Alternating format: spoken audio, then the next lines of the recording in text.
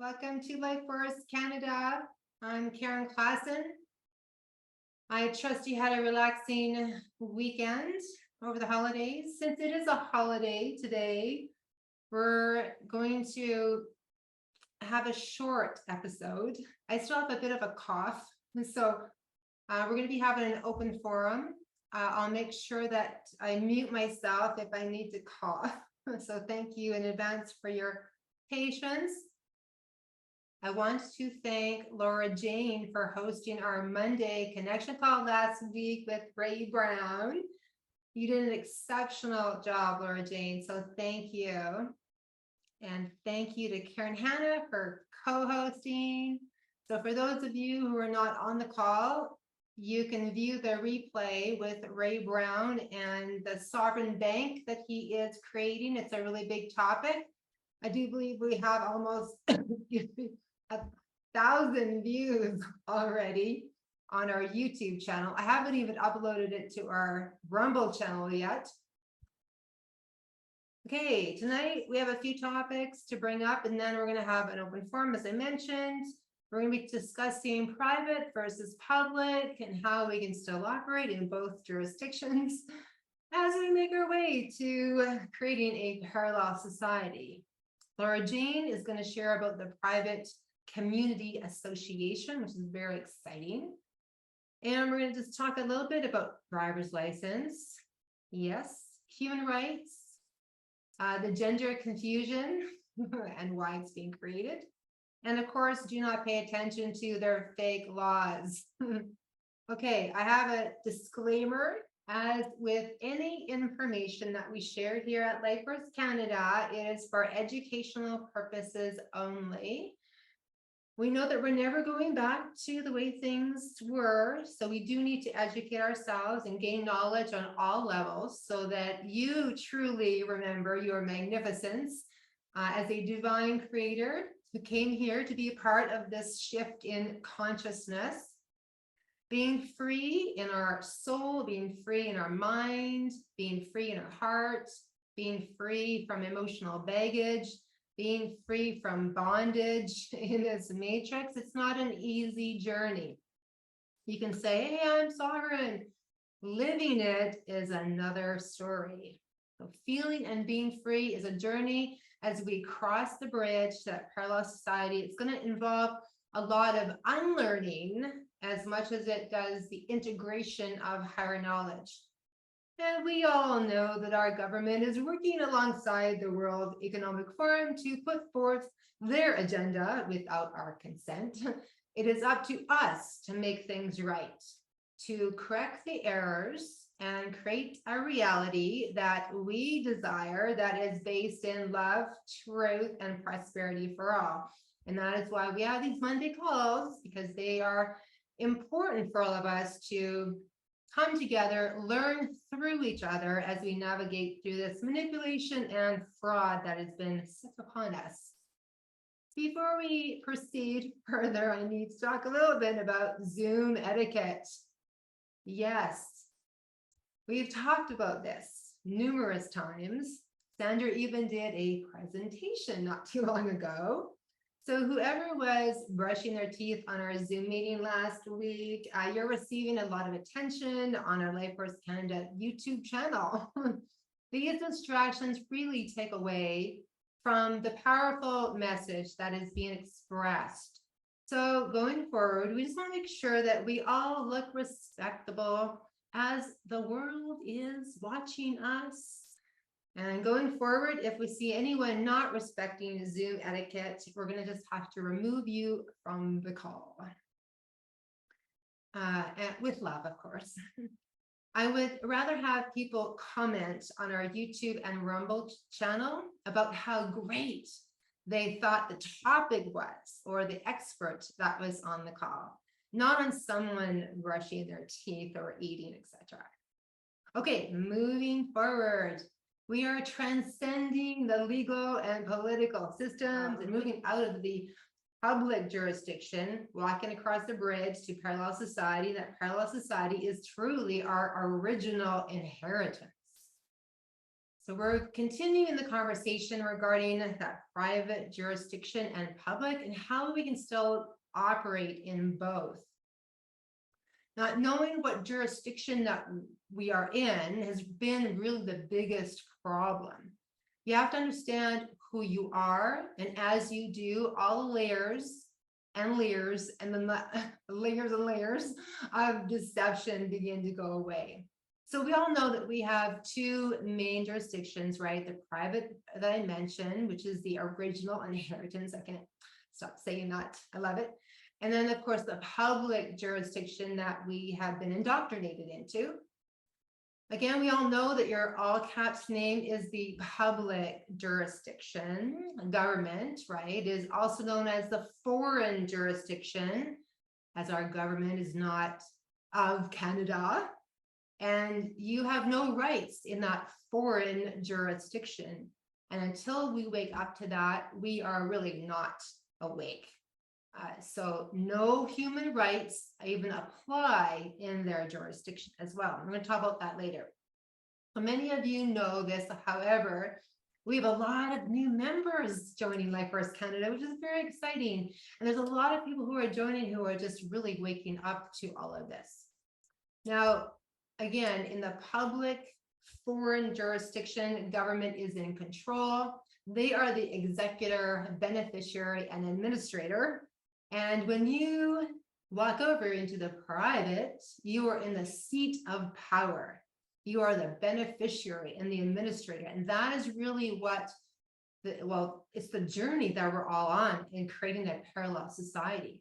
So we're here to cross that bridge over to our original essence of who we are.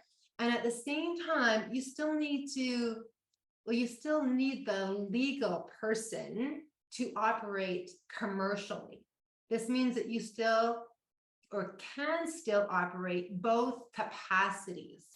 You don't want to lose your uppercase name just yet. You just don't want the liability of that name because you don't own that, right? It is just a tool. So we need to use that uppercase name as a tool to help us operate commercially, such as having a bank account. Ray Brown really talked about this last week. When we have a mortgage or you're leasing a home, owning a vehicle, have insurance, right? As long as you have these things, you are still tied to that public jurisdiction. And that is okay until you are ready to let go of these fake privileges and benefits completely. We need to adapt and make a plan, right? We need to make a plan. This is what we're doing, which is what this whole journey is all about, right? We all need to be okay with where we're at and to know that we're learning and preparing for change and creating a plan to step into a parallel society. Okay, so let's breathe in our life force energy. And as you're breathing in these words, state yourself, where I am in my life right now is divinely perfect. So breathe in again. Where I am in my life right now is divinely perfect. There are steps that you need to take, and I do not want you to get into trouble with the authority. We need to learn how to practice letting go of our fear of authority first. And we do that by having the right knowledge. Okay, so before we continue further, we have Laura Jane, who's going to be giving us an update on the PMA course. And then she's going to be talking also about how we're going to be assisting our towns in taking back their power. Laura Jane. Thank you, Karen, and good evening, everyone. Yes, the private membership, the Founders PMA course is going April 22nd and the 29th, and we have 5 spaces left. before it's completely full. So thank you to everyone who has registered. We've sent you your welcome package and a few other things. And I'm very excited to be doing this. This will be my last live one. We will then be putting it into a video format on demand so that people can access it when they need it and how they need it. But it doesn't mean that we abandon you. We're still gonna communicate, and we're still here to reach out as you move forward. And we have a private Telegram group from all those who have completed the course that is very interactive and very helpful to each other. So that's a bonus. That's one of the things you get in addition. I decided that I wanted to play with the chat GPT. And I thought, I wonder if that lies, as we know everything else that's done, they tend to exaggerate or not tell the whole truth. So I asked if there had been any legal challenges to PMAs in Canada. And it said back that Revenue Canada had won legal challenges against private member associations and gave me the cases. And then I pushed it and I asked about the cases that they cited to me. And I have to tell you, what I got was, I apologize for the confusion in my previous response. In fact, it was actually a registered nonprofit trade association, not a PMA. Then when I got to the second one that they said Revenue Canada successfully challenged, it turned out it was an unincorporated religious organization, not a PMA. So what they're trying to tell us is that they're winning these legal things. And in fact, I knew they aren't, but this was proof. So it was really interesting that the chat PGT, in its effort to be forthcoming, actually admitted and it apologized for the mistakes that it had made. So just so you know, if you're ever using the chat, push it.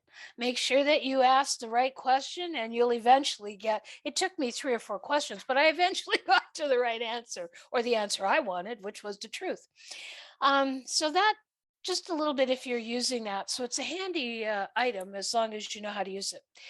So we are now moving from not just private member associations, which are a business model moving forward, in which we do manage to remove ourselves from the government overreach.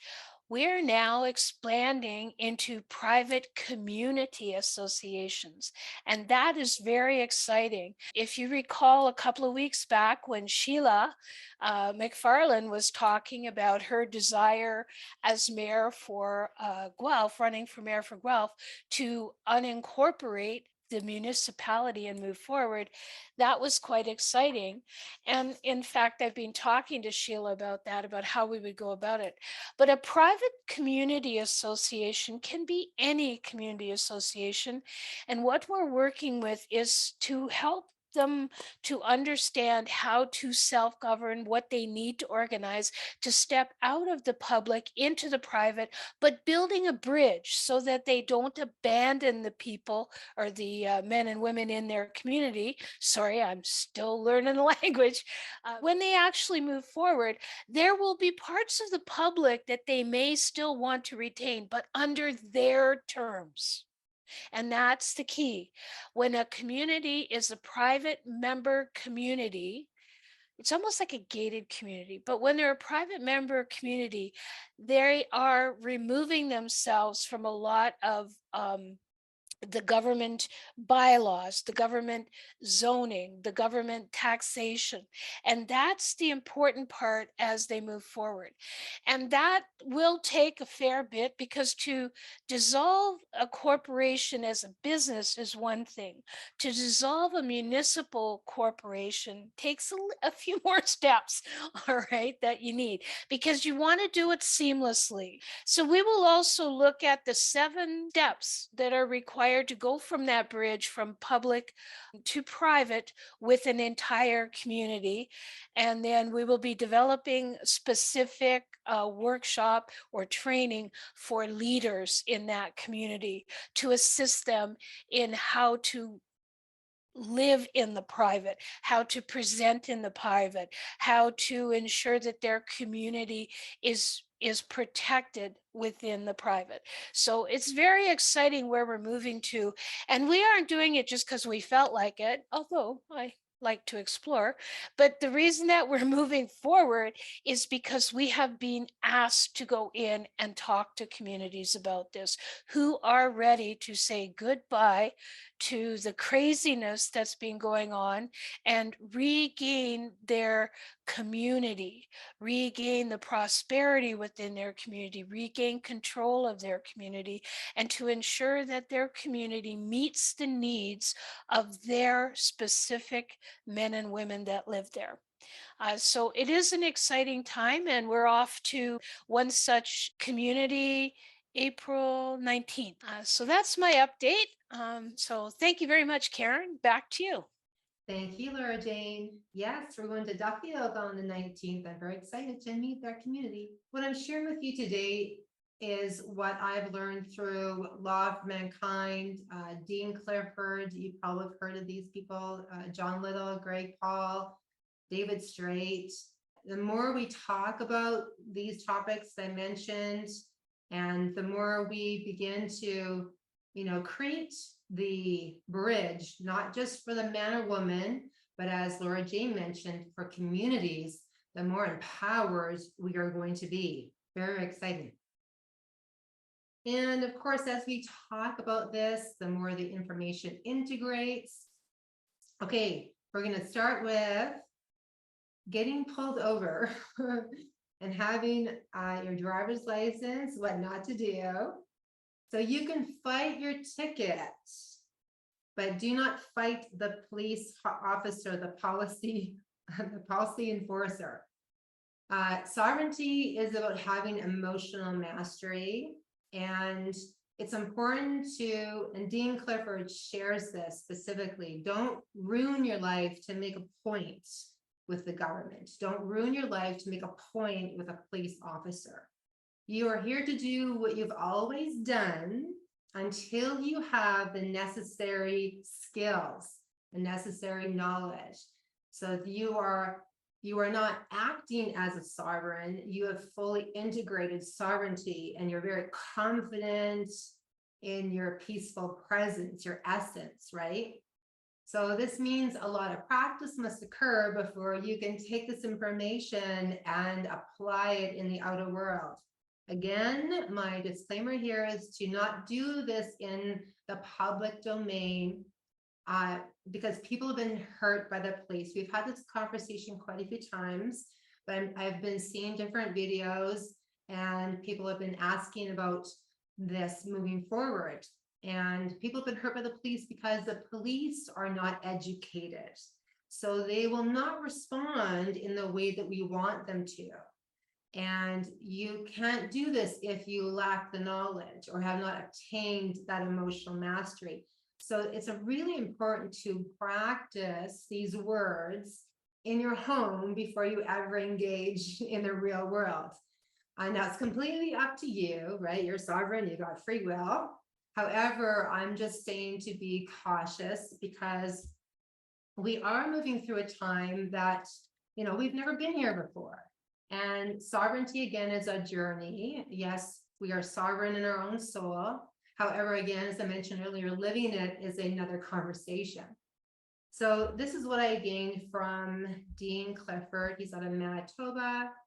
So be careful when engaging in any police enforcer or public safety officer who are under the martial law theater, because they do not know the dynamics. Some of them do. Some of them are absolutely being trained on this now.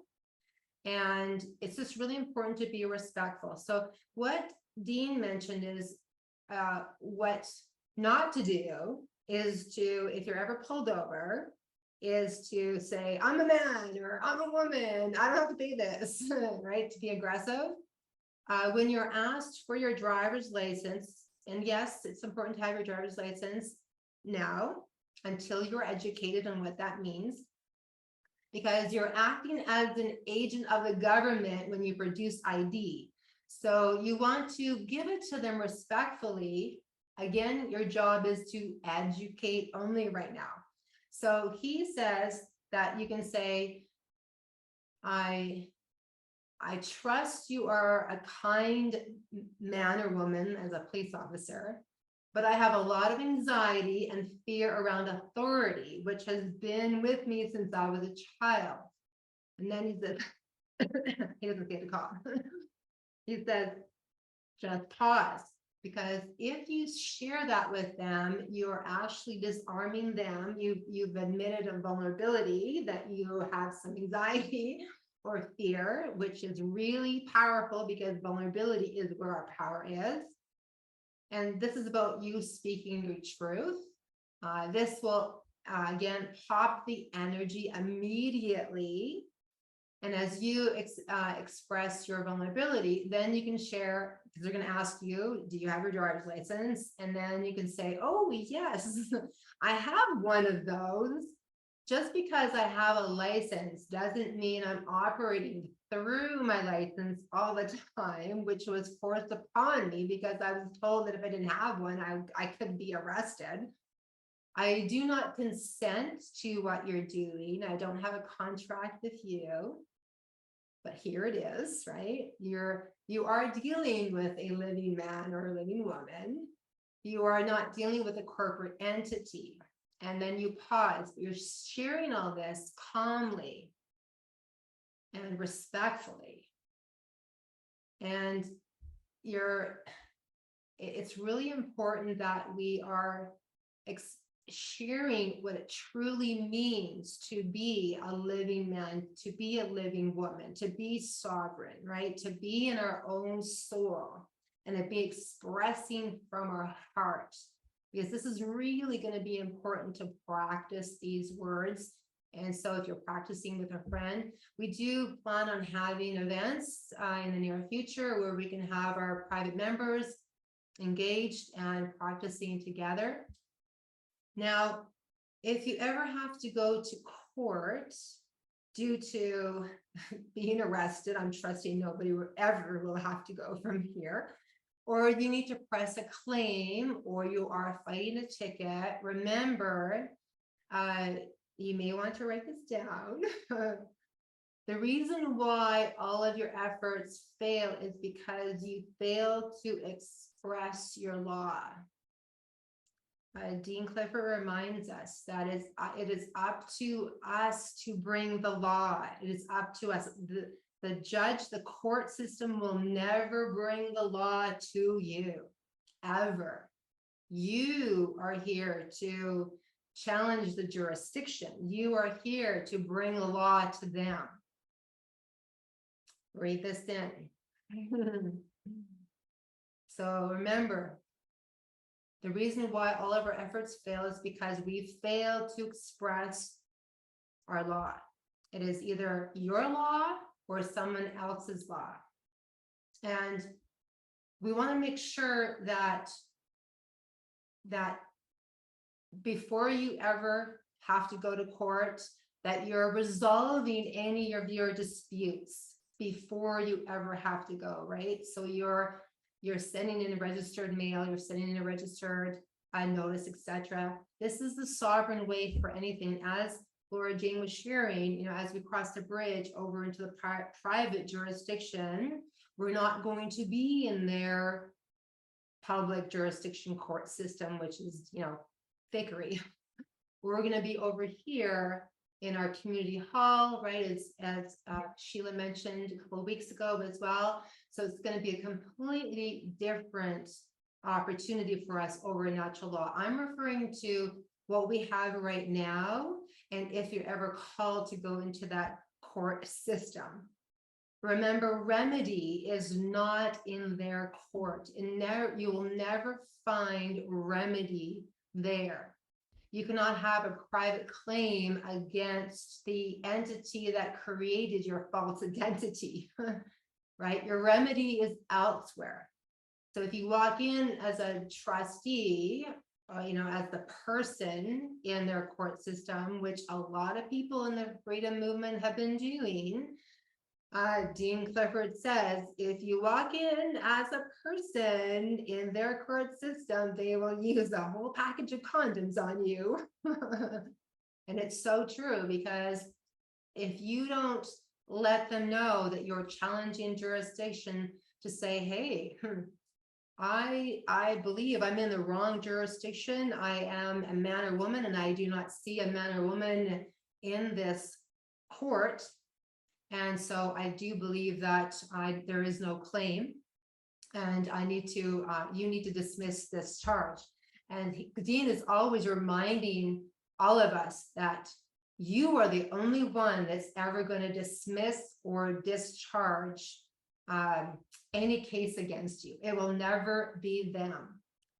And I'll get to that piece in regards to the transgenderism movement right now, in regards to the whole gender confusion. The reason why they're doing this is because they know the power is with a living man.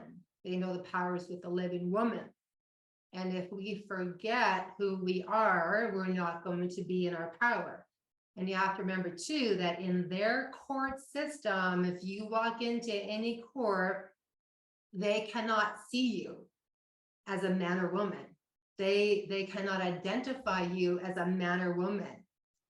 That's incredible, right? In regards to that's how it shows up in the public jurisdiction, is they can't see you. So what are they doing in our reality right now? They are not able to identify or define what a man or woman is. So it's spilled over from the fake legal system. Now it's spilled over into the public.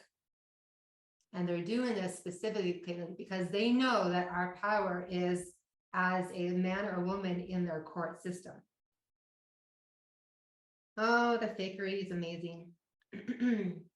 Okay, and as Laura Jane mentioned too, is that as we move over into creating a private community, the peace officer, they are in inherent jurisdiction. So they are already in the private, whereas law enforcement, policy enforcers are of the public. Okay, and also too, I just wanted to share before we move into open forum, is that if you ever do have to go to court, and this is even just for a speeding ticket, it doesn't matter what it is, remember, you never want to care if a judge sides with you, because they never will anyway. So never care if a judge sides with you, because they cannot, again, see common law. They cannot see natural law. It is veiled for them. They cannot see you, right? So this is where you are the law. You bring law, and that's what we need to start practicing for the potential of you ever having to go. I'm trusting you won't. Human rights. That's another big thing in regards to a lot of people in the freedom movement have been going to court, and a lot of people have lost in court. And it's because the human rights, again, belong to the corporation. Human rights are not rights at all. They are what those of mankind who act as government created to trick mankind out of being able to claim their actual rights. They are the privileges of persons in society capable of being changed or taken away by those who created them. This is really important for us to remember, because we're really moving into natural law. So all those things we've been conditioned to think as rights are not rights in reality, nor do you need to claim them as such, for those things are all natural consequences of your upholding the one actually recognized as a man or woman in society. So now we need to remember too that as we move forward, right, society is the only aspect that needs rights. and it's a chaotic society that needs rights. When we are sovereign, right? When you are being and have integrated truth, right? You are pure love. There's no more rights. You are in the inherent jurisdiction, the original essence of you. And it's really important to know that love does not understand rights. Love does not need rights. Love is a powerful frequency. And you'll never grow in love if we're trying to protect ourselves. So remember, protection is below the line, above the line is love. Again, this is a step-by-step process that we're going to be learning as we move through to being in a parallel society. And it's really important to remember too that at the same time, love does not suffer. It is the unloving acts that create the suffering, right? These are really big topics that we really need to discuss moving forward. And I'm opening it up right now to questions. If you have any comments, questions, ideas, you are welcome to share now. Please raise your hand. Katika, go ahead. Hi, everyone. So I just want to share, I'm getting some newsletters from some independent media. Today, they shared that unfortunately, the Internet and Media Censoring Bill passed the House of Commons. So we have to be in extra alert and to find ways how to express ourselves online because there will be extra censorship. So just to let you know.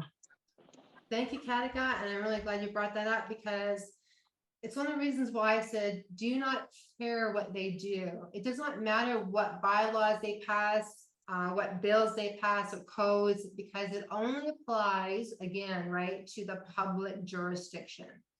These are all fake laws. They're not even real. It does not apply, again, to any of us. So they're going to do what they do, and they're only doing this to create fear because that's where they have control. The more fearful we are, the more power and control they have. And so the more we learn about our own sovereignty and how to express ourselves as a true man or woman, then we move out of their system and begin to really step into creating this private community association that Laura Jane is talking about. They're going to be creating a lot of chaos and they're going to be showcasing it. And we just need to ignore everything that they do because it's not true. Jen, now, hello. Hi, Karen. Hey. Hi, everybody. Just had a couple thoughts on the driving without a license or with a license and trying to flex our sovereignty. I've had a few run-ins with the police while flexing some of my rights, and I love that word, flexing. yeah, flexing my rights and telling the cops where to go. And I had a couple run-ins with them over like expired stickers or whatever, and they're being completely unreasonable, banging on my door telling me to get out of the vehicle. And I said, no, I have rights, I'm traveling. And when that happened, it really made the cop angry and radioed, and there's 20 cop cars surrounding me at a gas station. And I was there for well over an hour, and they're just trying to really give it to me. I didn't present my license because I'd actually forgotten. I didn't even realize it at the time that I didn't present the license to them. And then I had insurance at the time, and I showed them the insurance, but they said I was under arrest. They said all these things, and I just stood my ground and said, no, I have rights. I have a right to travel. And basically, I waited till they left. I had the car towed, but I could have drove it away. And I think the biggest takeaway for me and all this and learning about this sovereignty is it's best just not to interact with their system. If you're going to go sovereign, it's better to just go all the way. There are risks involved, like you could end up being arrested or going to jail. But if you just go to their courts and say, I am sovereign, I am a living soul human being, and you do not have jurisdiction over me, eventually they're just going to have to let you go because they don't have jurisdiction over you. If they take your car, then, you know, you may not be able to get it back, but you probably will be able to get it back if you go to the court system and say, listen, this is, you don't have jurisdiction over this car. And also, did you register the car? You know, you can register it, you can unregister it, then that's not going to be part of their system. So it'd be great if the whole talk of like community and private membership associations, if there was an overarching community private membership association that every freedom person could join and have representation in that, then that way we can register our cars with this private membership association. We can have licenses, we could have insurance, and that way there's accountability with the whole system. And in that way, you don't have to show them an Ontario driver's license, a BC driver's license, or anything, because we're not part of that system. We show them a Life Force driver's license or some other name of some organization that we've all come up with, where we now have representation, there's accountability, there's insurance, and then I believe that that's the way to go, because anytime you try and entangle, I've tried to go in court thinking I was smart and this and that. You go in court saying that I'm not that person or whatever, and then the judge will just say, I'm only here for that person, and then they're just going to throw it out and then convict the corporation if you go there. So it's really tricky to go to court. It's better just to completely stay out of it, in my opinion. And if we have some other representation, somehow some other community private thing that we can join, I think that could be very handy and maybe the direction that we can go, because they're really taking away our rights and freedoms in the traveling part because of this whole license and stuff. So Thank you, Al. Yes, I agree in regards to creating a freedom system for all of us. We're all on our own journey, and every one of us needs to make our own decisions and choices when it comes to anytime you are pulled over. And I think that the safest way is to show your driver's license, to be respectful. And again, to me, the most powerful way forward too is educating the police officers, because they're not educated on anything right now. If we're able to have a conversation with them, right? If we're able to say, you know what, are you aware that there are 2 jurisdictions? Are you aware that this license only refers to the public jurisdiction? And so as we're expressing these words, yes, you may still get a speeding ticket, you may get the ticket, whatever reason the police officer pulled you over in the first place. And then you can fight that ticket in court. Absolutely. So this is where you can send the ticket in and just write on it, I have no contract with you.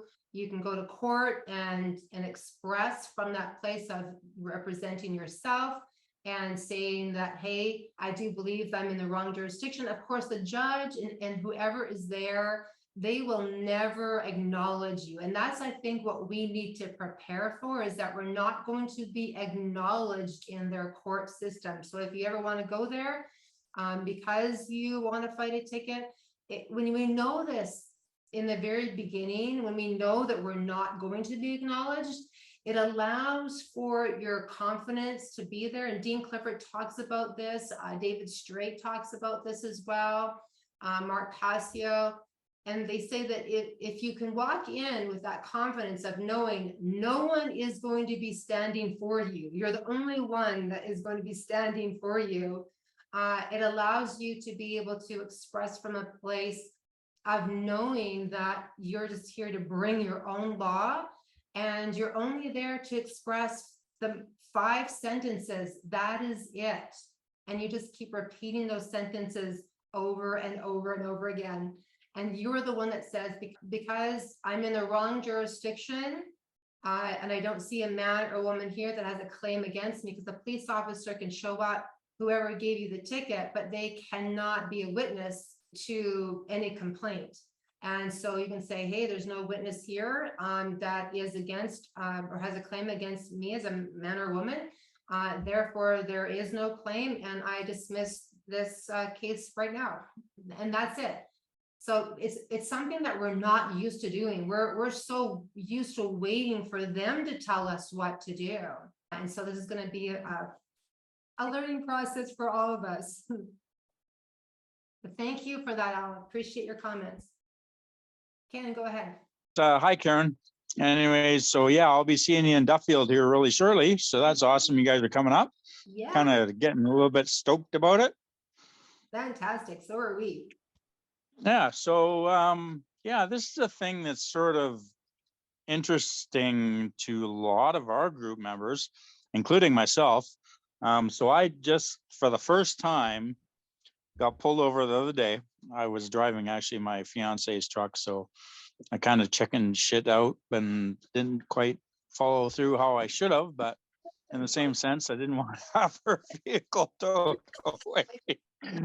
So, anyways, I started off saying, no, I do not consent to your stuff and all this world bullshit. And I didn't offer my driver's license up while he started questioning her, of course. And she was like, cave, totally. So basically what I did was I sent the paperwork in. I got a speeding ticket, no registration, sent it in saying rejected, rejected, rejected, sent it away within the first day, which I believe you only have 72 hours. Is that not correct? Correct, yes. Yeah, okay. Now, is there any other way that you do that? Or is that the correct way? So people have written that, but also too, I do not consent. You may have to self-represent and show up. If I ever get a ticket, I want to practice. I want to be able to face my fears because I have a lot of fear in regards to authority. And I know that I need to face those fears and trust that the divine presence is going to be with me. It's showing up as who we are and knowing that no one is going to be on your side in that court unless you have friends in the natural law side of things that are there for you 100%, which I highly recommend. The community support. Right. Now there's Leo Cody. Have you ever heard of him? Yes, I have. Okay, so he is a guy that I have met. Now apparently he doesn't do traffic tickets, but he sounds like he really knows what he's doing. And has won a bunch of court cases and what have you. But if you can share, and this is going to be an important thing for our meeting that's coming up, with the people, the different methods that we can use in this instance to get through the speeding tickets and get through the pulling over and what to say to the police and how to deal with it. I think that's very important. Yes. So like I said, yeah, it's amazing that you're saying this. I just spoke in Okotoks at their community, and that was their number one ask is, can I come back and have them practice this? Because that is one of the biggest concerns. It's one of the reasons why I want to bring this topic up today, because a lot of people are concerned. And as we move forward, and they as the policy enforcers, we're going to be experiencing more and more of this pull in regards to the 15-minute cities, etc. So as we begin to practice our sovereignty, flexing our sovereignty, as Al said, I love that, is really what we need to do. So yes, thank you, Ken. We'll definitely be practicing. Laura Jane, go ahead. Oh, sorry, Ken. I just want to make sure that when you rescind or you take back your ticket and say that you don't comply, it's important to write that you do not have a contract with them. Because that's important. So you put that on the ticket itself, you write across it, because that's telling them that they need to recognize that you don't have a contract with them. And when you sign it, it's, you know, lowercase or upper lowercase when you sign that. And I usually sign without prejudice. Okay, so I just wanted to add about the importance of saying you have no contract, because the contract is with the fictional self, not the man. Right. So we have a group leader called Rick Gadbury, and I think I introduced you to him, Karen. He runs SA 2022 in 2 different locations, and we actually split off with our group because of him. But anyways, so he was the one who sort of educated me on this. And I called him up. I said, okay, Rick, what do we do here? And he said, rejected, rejected, rejected. And he's gotten away with this. I don't know how many times. He's been towed and thrown in jail and all sorts of stuff. You say no contract, because that is what I said to the police officer. And I wasn't even going to give him my driver's license because I heard that you can basically put it on the dashboard, and for them to take it and look at it is no trespass. Is that correct? Absolutely, yes. You can hand them your driver's license, but you're handing your driver's license to them, reminding them that I do not consent to what you are doing. I do not have a contract with you. This license was forced upon me because I was told if I didn't have one, right, that you could arrest me.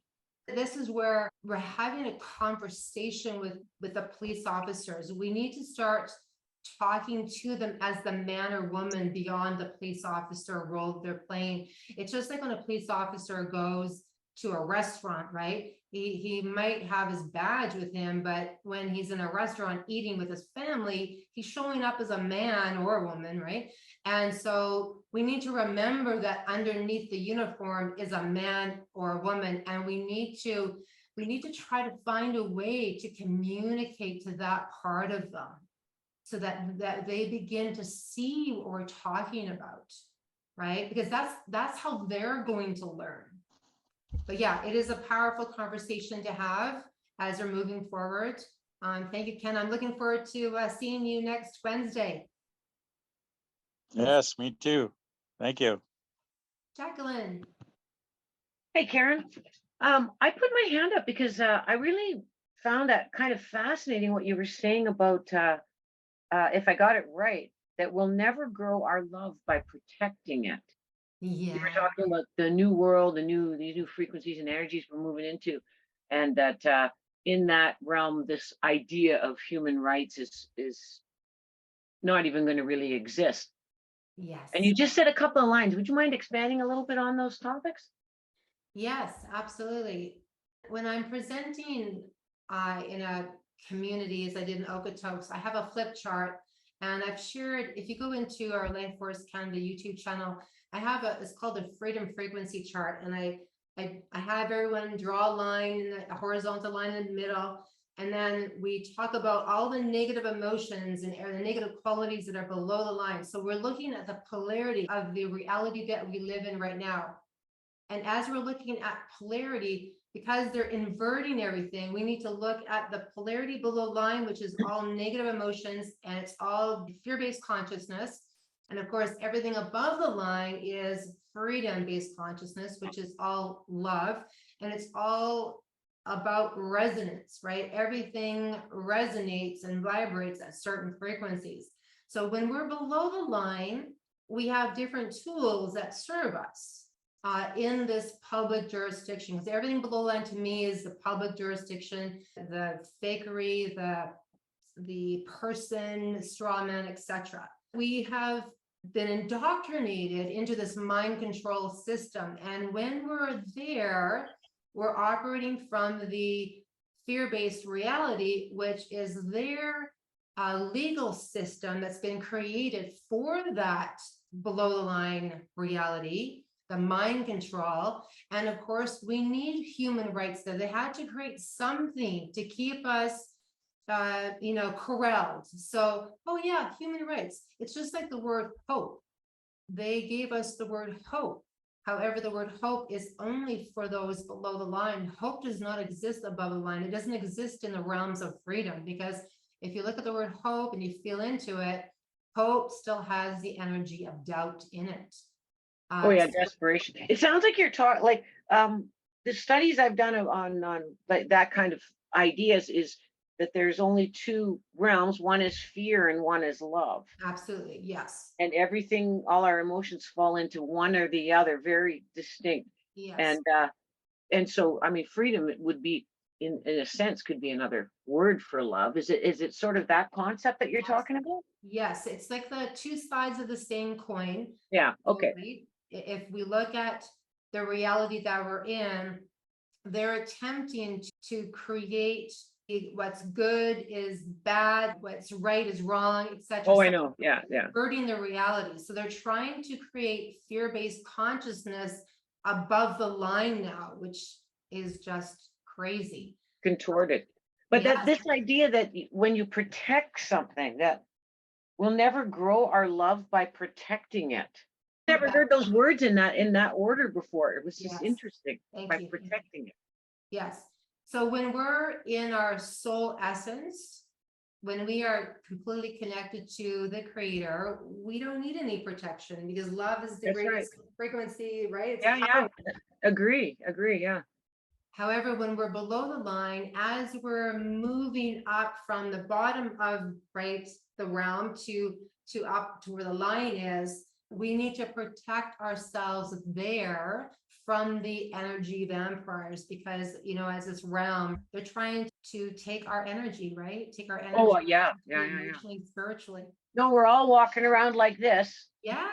Yeah. Yes, exactly. So there is those protection mechanisms that are required when we're below the line. But as we begin to shift consciousness above the line, we're not going to need human rights there anymore. So once we've crossed the bridge and we're fully in our sovereignty, we've created these beautiful spaces and places for us to be prosperous and to be in our joy. We're not going to need the human rights anymore either. Yeah, cool. Thanks, Karen. Thank you for asking that great question. Gilbert, hello. Hi, everyone. I have a few comments and questions. One was a comment about what Katika said about Bill C-11 and censorship. And I feel that we haven't really seen the full extent of the censorship that's about to be unleashed on us. And I know that even this week, some people were commenting, friends were commenting that they already felt they weren't able to search things online as freely, like they didn't get the result. Like if you Google, for example, 15-minute cities, you don't get anything. What comes up, the first result that comes up is that it's a conspiracy theory. Yeah. And even if you say 15-minute city, Oxford, England, which is actually happening there, you get nothing. And so I think we sort of have to be aware that we may find our communications together, even on platforms like this, may get squeezed a bit. And, as we try to sort of stay united, even across Canada, never mind the world, even as we try to form communities as wide as Canada, we may find ourselves kind of squeezed a bit. So we have to be aware that, we may lose contact with each other. Maybe Telegram's a better place. And then you said something interesting, Karen, about educating, that we have to educate the officers. And I kind of was thinking back about the last time I was sitting in my car face to face, and I thought, now I have not even attempted to sort of play out the script of it being a sovereign person, but my experiences with police officers is that they don't seem to be that open to be educated on the side of the road. That's just a comment. And then, but I had another question for you, which is, you said, remember the 5 sentences. And maybe I missed something, but what are the 5 sentences? Okay, in regards to police officers, we are going to be attracting whatever our consciousness is at the moment. So this is why it's so important for all of us to be taking time to meditate and reflect where we are, whether we're below the line or above the line. Because if we're below the line and we are projecting out of fear already of a possibility, we're not going to get the results that we want. So this is why it's so great to practice in our own homes, practice in our own minds. So the next time any one of you are meditating, just take 10 minutes, go in and visualize yourself getting pulled over and see an officer coming to your door, your car door, and see how you would respond. Would you be reacting? What fears come up for you? Acknowledging those fears. It's going to be really key to do this inner work so that you're able to shift your own energy prior to it ever happening in the physical manifested world. I've been blessed in my life because if I've ever been pulled over by whoever it was, they were actually very kind to me. Sometimes I have two officers with me and they're standing there and they would just start a conversation with me. And so it's important to be projecting that possibility out. If I'm ever pulled over, I now have the choice to attract a kind and respectful police officer who's going to show up as a man or a woman.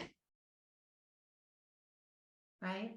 But I'm going to go back to my question. What are the 5 sentences? Okay, so this is where you're wanting to engage with them from a place of knowing that they are a man or a woman. If they've asked you for a driver's license, I would be giving them the driver's license. I would say, oh yes, I do have one of those. Just because I have a license doesn't mean I'm operating through my license all the time. Just like when you go to a restaurant with your family, you're a police officer, but at the restaurant, you're a man or woman. So number 1 is, yes, I do have one of those. Okay. So you're automatically giving them the yes, I do have one of those. 2 is, just because I have a license doesn't mean I'm operating through this license as an agent of the government. Mhm. And 3 is, I do not consent to what you're doing. Right. Right? I do not have a contract with you. 4 is, you're dealing with a living, breathing man. You're not dealing with a corporate entity that this license is attached to. Mhm. And then the 5th is always about creating and allowing them to see your vulnerability. I trust that you are a kind man or woman. I just want you to know I have a lot of anxiety and fear around authority. Okay. Okay, good. Thanks. Thanks for answering that. Now I have one more question. And you mentioned, maybe it was Laura Jane actually, who mentioned signing without prejudice. And when you sign without prejudice, what does that mean exactly? That was Laura Jane. When you're signing without prejudice, what you're basically saying is that everything above your signature is open, that you haven't necessarily consented to it. It was all negotiation. And so when you sign without prejudice, you're just saying, I don't necessarily agree with what's above, but I am putting an autograph, a signature here. I'm just closing out this document, but I don't necessarily agree with it, kind of thing. Yeah, that's basically what it is. Yeah. Okay. Okay. That's great. And then I have one final little question, which is, if one wanted to delve more deeply into what it means to be, so like, is the Telegram channel like a really good resource to kind of tap into? Or For the Natural Law Forum to join, Brian can talk a little bit about that actually. okay. And that's it for me. Thank you so much, Gilbert. Appreciate you. Brian, maybe you want to share a little bit about the Natural Law Forum. Sure. The Natural Law Forum, we're bouncing this kind of stuff and we're getting into natural law on all the different realms. Karen Hannah has been bringing in different subject matters in there, and we'll throw that stuff around. I wanted to talk mostly about, say, traffic law. Been looking at this for a long, long time, probably 7, 8 years. Now, I've been into court a few times, and like you've said already, fear. You got to be out of the fear. I'm not afraid when I go in there. I am almost looking forward to taking the information that I have learned into court, and I don't go in there with the thought that I am going to be successful. I go in there with basically my evidence, and I try to throw everything I have at them. And honestly, I haven't been successful. But this is one of the things I think Karen was talking about. We're practicing, and I see the mistakes and I see what they're doing, and I'm learning as I go. And I've been looking at this in great depth for, like I said, 7, 8 years. I'm not sure how long. And I'll put it in again in chat. There is a little link there that it has, I find it is great information, but it is related to United States. It has the same thing that's going on in the States is going on in Canada. They're saying you have to have a license, but they have Supreme Court justices saying no. And this has been like Supreme Court justices, there's precedence here that you do not have to have a license. So I take this information and I'll go into a court and I'll say driver. Basically, the term driver means one employed in carrying cargo or passengers for money. Yeah. And there's 3 different definitions I'll use. Then there's also the word traffic. They say you violated the Highway Traffic Act, blah, blah, blah, number. Traffic means trade and commerce. Driver means trade and commerce. Operator means trade and commerce. And this, I'm not engaged in trade and commerce. Even if I am driving to work, I am not making money on my way to work. I am not engaged in trade and commerce. If I use the road as a way to make money, like a taxi driver, a bus driver, or a long haul driver or anything like that, then that's what the driver means. One employed on the road making money. One of the big challenges is been mentioned already, jurisdiction. Now, when you challenge jurisdiction, they're going to say, where do you live? And you're going to give them an address. Well, you're in our jurisdiction. There are 2 different types of jurisdiction. One is location and one is subject matter. And they don't have the subject matter jurisdiction. And the subject matter jurisdiction can be fought based on trade and commerce. I'm not a driver.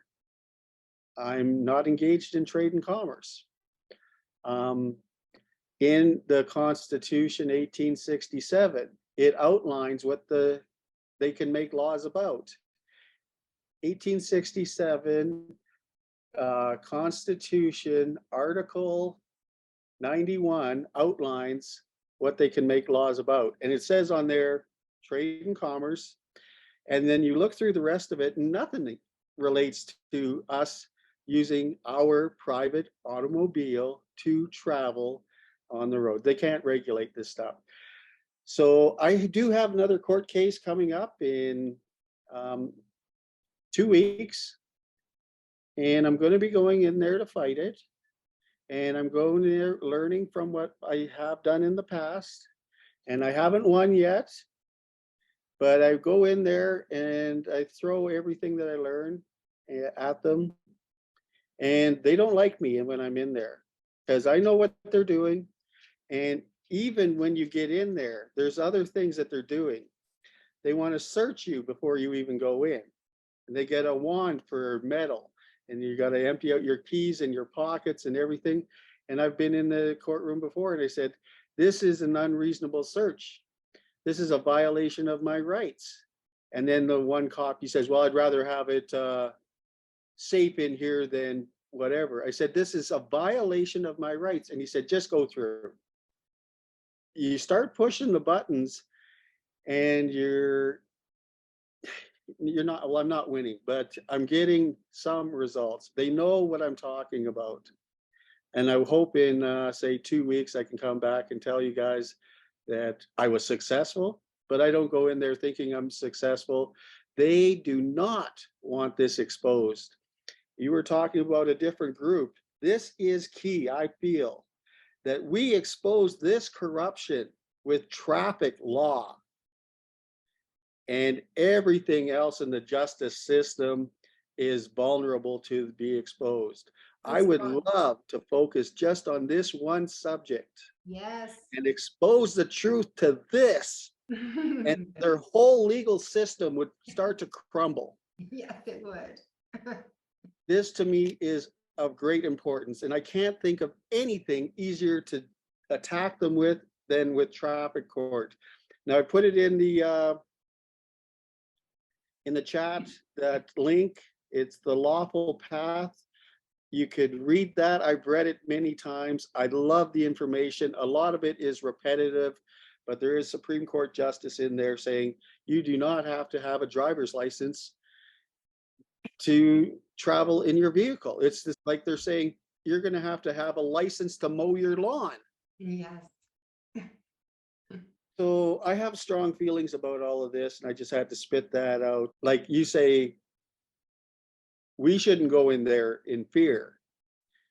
By the time I'm done, it seems like they are in fear because Yeah. they're going to be exposed. That's what I'm trying to do. And with that, I yield. Thank you, Brian. Yay. One of the reasons why I wanted to bring this topic up is because this is happening a lot right now in the United States, where people are really stepping up and claiming sovereignty with the police who pull them over. Sometimes it's working for them and sometimes it's not, where people have been shot and killed. So there's both ends of the spectrum. And this is one of the reasons why I want to bring this up, is because it's really important not to fight the police officer, to fight the ticket that you're receiving. Yes, absolutely. But to really learn how to have emotional mastery is going to be so key for all of us. And to not see a police officer as a threat, for us to really step into the authority. We are the authority. And you're right, Brian, that once we really take our power back in this realm, the house of cards is going to be, falling. Absolutely. I think I saw Mark here that you beat a speeding ticket by simply building a case that the judge could not contest. Absolutely. That's exactly what it's all about, right? You want to bring your affidavits, want to have your exhibits, whatever it is you need, and present in a calm and respectful manner. And as David Strait always says, we are our own worst enemy. It is our mouth that gets us in trouble. So if we can learn to say the fewest amount of words, that's how we win. Sabella, hello. I don't know really the whole details about this. I've listened to several things, but I'm not sure but I understand the principle. And I totally agree with it. But I have questions with regard to what you're saying, like about the frequency of love and fear and things. I mean, I think it's wonderful. I meditate every day. I do retreats and everything.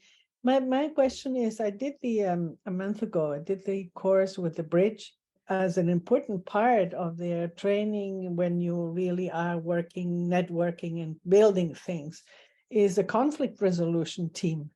Because conflict is unavoidable. I mean, aggression is maybe avoidable, but conflict is unavoidable, because people are different. And actually, the closer you work together, the more it is likely to happen that you have disagreements that need to be faced and resolved. And so how do you see conflict? If you see everything that's not love as negative, then how do you see conflict? Thank you. Great question. I don't really see fear or anything that's not love as negative. It's more of an energy. Okay. And as we're moving forward, we all need to learn conflict resolution. We're all going to be stepping into, as Laura Jean mentioned, we have these steps on how we create the private community association. And one of those steps is community relations. Mhm. It is learning how to communicate from the heart, and really stepping into discovering what our childhood wounds are, what fears we have, and just really allowing ourselves to be vulnerable with our emotions. We've been taught in this society that we live in to be afraid of our emotions and to not express our emotions. But there is a really healthy way of doing that.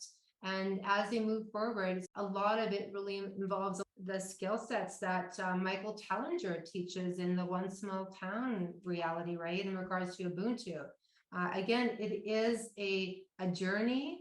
There's been, you know, as North Frontenac, they did not have the conflict resolution skills that were necessary, and that was the missing piece, and that's why it didn't work. But yes, as we move forward in community and coming together, that is definitely going to be number one. Yeah, okay, and then I agree, because I think that one of the problems when in our kind of society, in Canada at least, you know, is that conflict is usually just ignored and put on, you know, and so then things are not resolved ever, because they're just ignored and you put on the carpet, you know, and that's it. So I think that the whole thing of facing differences and finding ways, civilized ways to resolve them, you know, to me, that's what civilization is about. I mean, to me, for example, the one of the big examples of civilized behavior is when the Czech Republic, you know, separated the Czechs and the Slovaks, and there was not one, you know, nobody was killed, nobody was hurt. I mean, that to me is civilization. That, you know, it's like the skill and the will to resolve differences and conflict without recourse to violence. To me, that's like the epitome of what civilization is about. Yes, absolutely. We are stepping into enlightenment. We're going to be experiencing a shift in consciousness. And a lot of people are not going to know what to do with that. And so as we're experiencing this, it's the emotional body, the mental aspect of who we are, our spirituality, all those invisible aspects that we've been taught to ignore that create our physical reality. It's going to be really important for all of us to explore. And so I'm so glad that you brought that up. Grateful. Thank you, Karen. Thank you very much. Beautiful. Hello, Steve. I just had a question for Brian. Prior to his court case, does he file with the court clerk?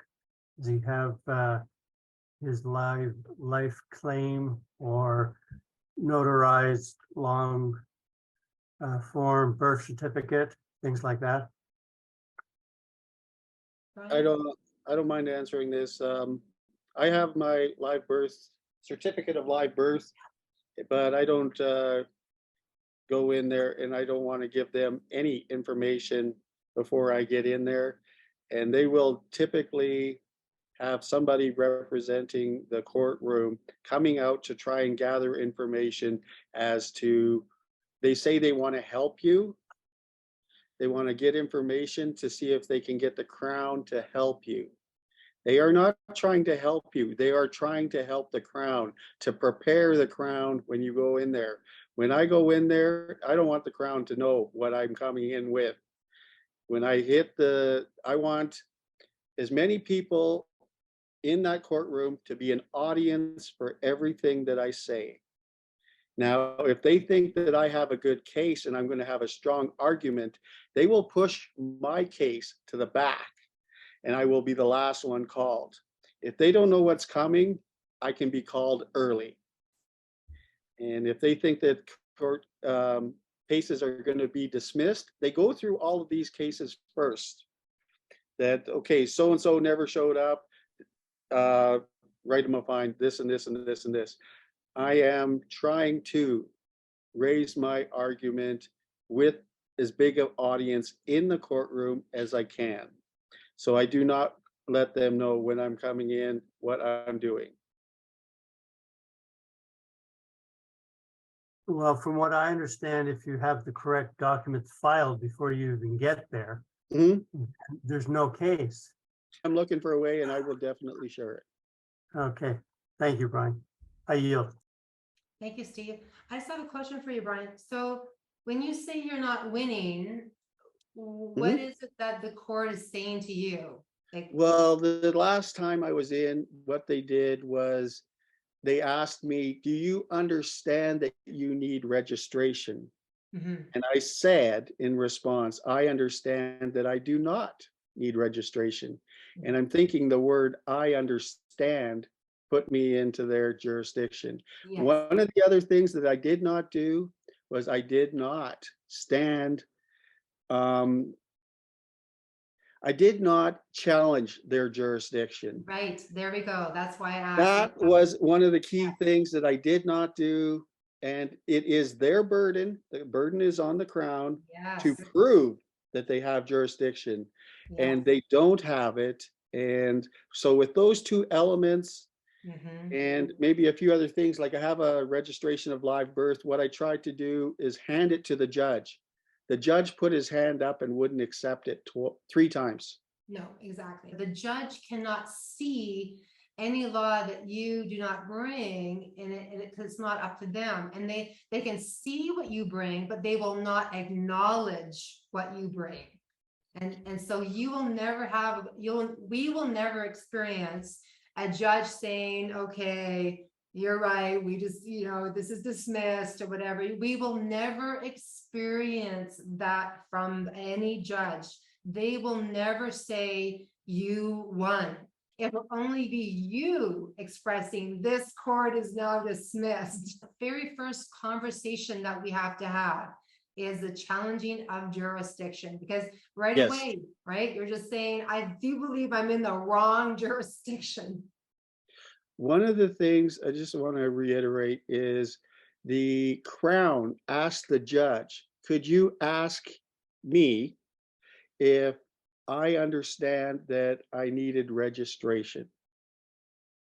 Now, I didn't think about it when I was in court at all, but after the fact, I thought to myself, is that the way this courtroom works? That if the Crown asks the judge to ask me a question, I have to answer? No, but I do answer because you respect maybe the judge. But now you go in there, I go in there, and I'm thinking I would be challenging that right away. I said, Judge, are you biased? Is this the way it works? If I ask you to ask the Crown question, do they have to answer? No. Now the Crown asked you to ask me a question. Do I have to answer? No, I don't. And why are you asking this question? Are you biased with the Crown? Now I go after them. Now I'm learning as I go. And this is what I say, I'm practicing. Yes, you are. This is awesome. I yield. Thank you. Garth, go ahead. I've seen that many of you have explained some of the things. What I'd like to get into a little bit deeper, Steve brought up the official notice of a live birth. That is not a certificate. It is a form filled out, and they take information from the mother of whoever's official notice of the live birth is. Now, on line 26 and line 27 on a Manitoba live birth, there's other things on it that I can explain if needed be, but I just wanted to get to the basics of that. Most people recognize that you're actually end up as an orphan the day you're born. Once they get that form filled and you end up being the orphan, you can look it up in any law of the see, and you'll find out that the Pope owns all orphans. Yes, he does. So now that he owns you, he can then print your birth certificate. And that happens a few days afterwards. What happens on the birth certificate is they turn you into a person. Yes. And the reason that they capitalize all of your letters on your name on the birth certificate is because in their dictionary, capitalize means take the chance to gain advantage from. So if we're careful enough to speak properly, you were already covering that about understand. So the only way that you want to use the word understand is to say, I do not understand. I might comprehend someone, but I do not understand anyone. And the other word that you want to use is when you're using consent, I do not consent to being that person that they've created. The Pope created the person. So we've got multiple issues where we've been pulled over by a warden in the Riding Mountain National Park, police officers, and it's not just us, we're teaching other people about it. And it doesn't matter if you hand them your driver's identification, that's theirs anyways. They own your birth certificate, so they own your driver's ID. But as you hand it to them, if you say, I do not consent to be that person, and I do not understand you, and are you going to recollect this? I don't know what the word recollect means, but they use it in court, and they'll free themselves from anything that you're asking them when they're on the witness stand by saying, I do not recollect. So hopefully, like if you need more information on that, I don't want to go too deep into this. That's all I want to say. So thank you, and I yield. Thank you so much, Garth. Yes, we are stepping out of the straw man birth certificate system. And as we're practicing our sovereignty, this is so key. As we're practicing, the moment that is going to define you is when you are in front of a policy enforcer or a judge, right? It's in those moments. Like Brian's been many times, or then Mark has been a couple of times, right? But it's going to be the practicing of it, and practicing these words in our own home is going to be really, really important. Remember too that the court system is never going to come to our side. They will never trespass on a man or woman. They only trespass on the person, right? The straw man, uppercase name, who does not know they are a man or woman. And they are not obligated to tell you. So this is really important for us to know, again, that they're never going to come to our side. And you will most likely never even know that you won in a court if you're ever going to be moving into that experience.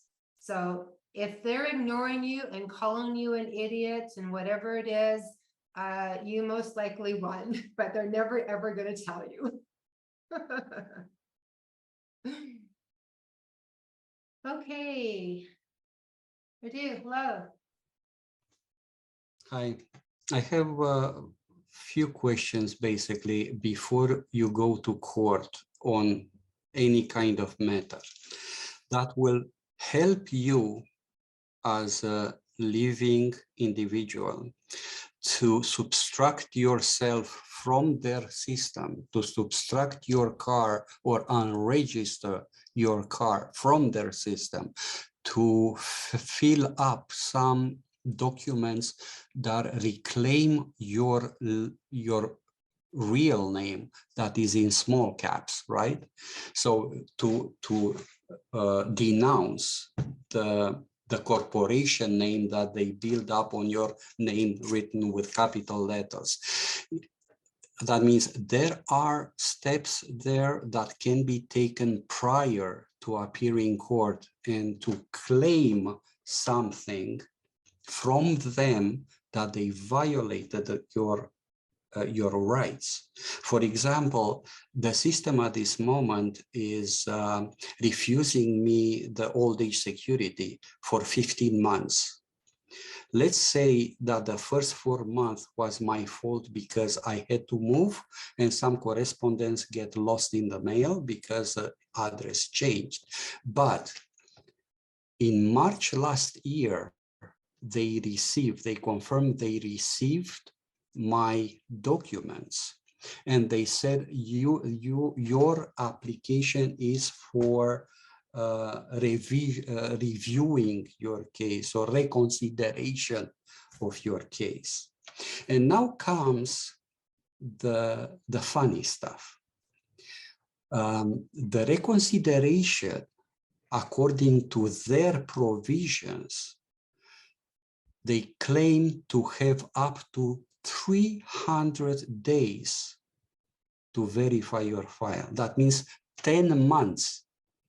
For 10 months, they are allowed to do nothing according to their own provision or whatever. I don't think this is a law. This is a violation of the human rights. A senior can die within 10 months without the OAS, for example, or can become homeless, right? The funny stuff I wanted to tell you is they pulled up to the 10-month and the 11-month that I asked them what is going on, they said, we elevated to the next level. And a week after that, they said, oh, we put it a priority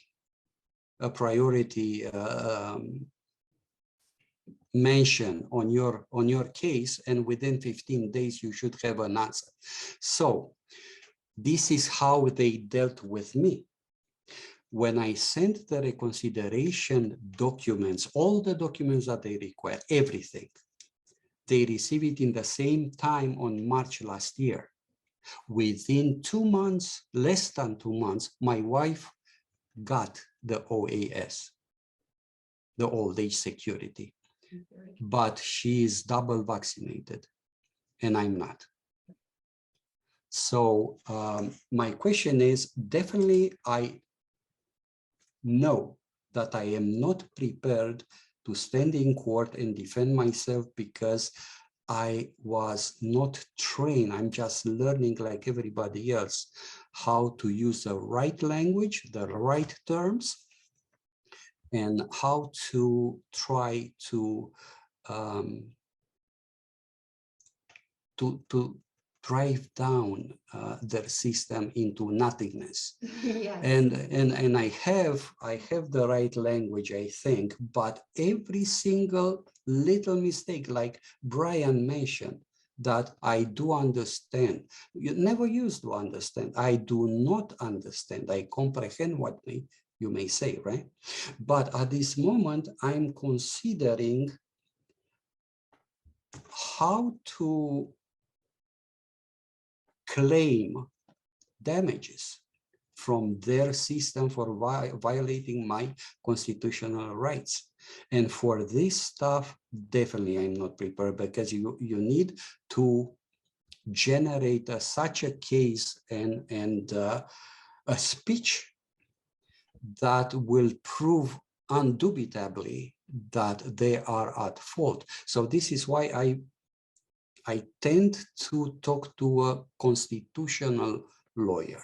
That means I have to use their system against their own system, because at this moment it's clear that they are violating my rights. And I want also to claim to that provision that they gave themselves 300 days to reply to a reconsideration case of the senior.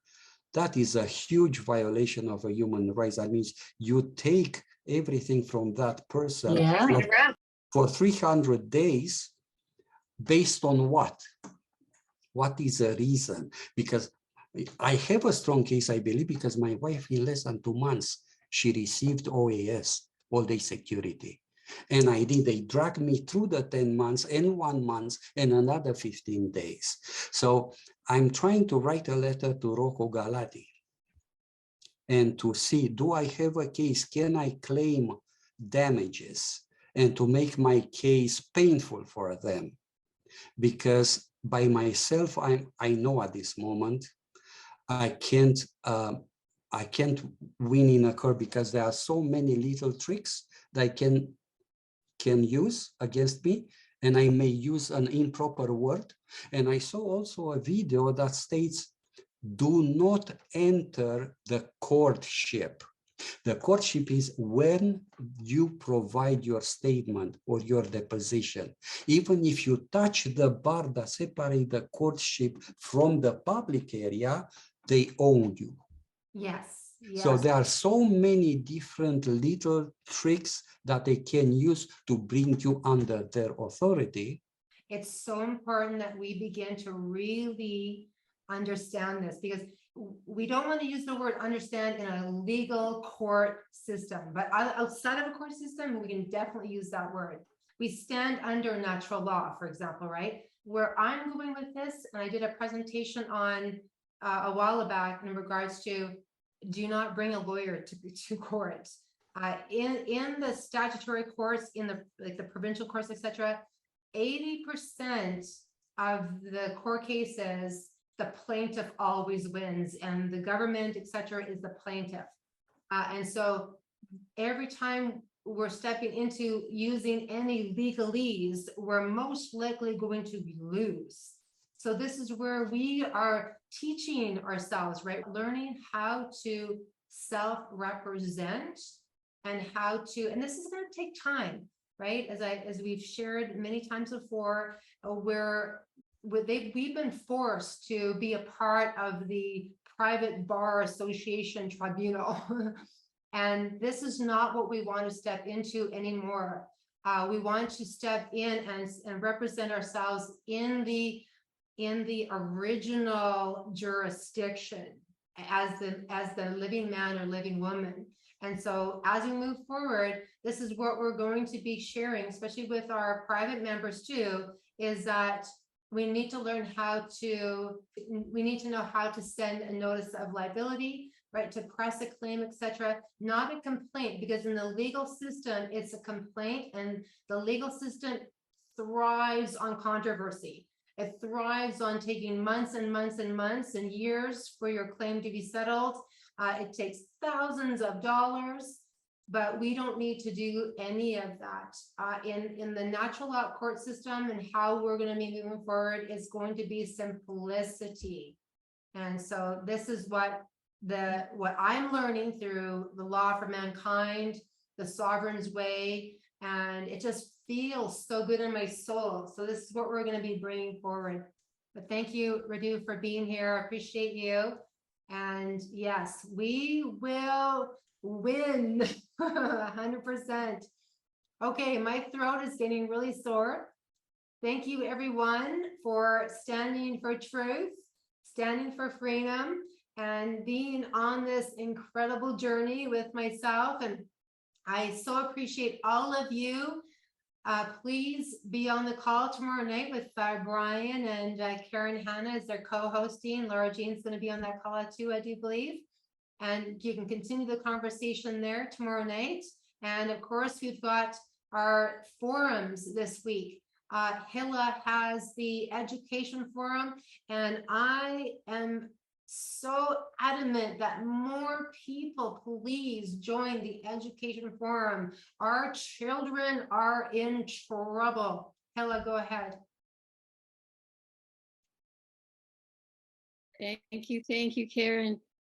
Yes, it's been a challenge to bring people to the call, and I'm not sure why. So if anyone here on this call is familiar or knows other people with children and feel that there's an opening for them to come and be part of the calls just to learn more about what is happening.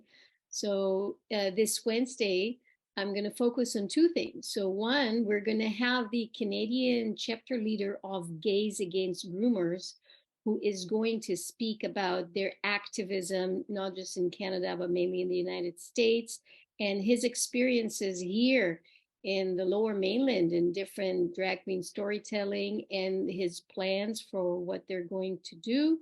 And then on a more of a positive note, there was a wonderful coverage on the High Wire of a school in Miami that never pushed it was against the mandates all along since 2020, and how they're thriving. And although there was a time where some families pulled out, it was very controversial. The head of the school, she faced a lot of negativity, of course, and slander in the media, but she kept going, and their school is such a wonderful, inspiring model of what we can do. So this is going to be this coming Wednesday at 7 p.m. Please join. Thank you so much, Sheila. And even if you're not a parent, you may have some amazing possibilities that you're aware of that other people are not aware of. So I highly recommend that we really get into this education arena, because it is just crazy what is happening. Oh my gosh, I just saw this man, and he is a parent of 2 young children, and he now identifies himself as a furry, and his children identify themselves as cats. And now they only have litter boxes in their house. They don't even use the bathroom anymore. It is just going so ridiculous. And he was at a school board meeting with his furry costume on, and letting everyone know that this is not right, that people are against the furries, and the school board is for him. So we really need to have a voice right now for the kids. Oh, shit. Yes, it is just so ridiculous, and I'm seeing it more and more and more. So thank you, everyone who answered questions in the chat. I so appreciate all of you. I love you. Together we rise, everyone. Thank you. Thank you. Thank you, Karen. I know you Thanks, wanted Karen. a short meet. Thanks, You Karen. wanted a Good night, short meeting everyone. tonight, and I knew this was a hot topic. We were gonna run late, so I just want to say thank you, Karen. Thanks, Karen. Thank you, Karen. Good Bye. night. Thank you. Thank you. Good night. Thank you, Karen. Thank you, everyone. Night. Thank you, Karen. Very nice. Thank you, Olga. Love you.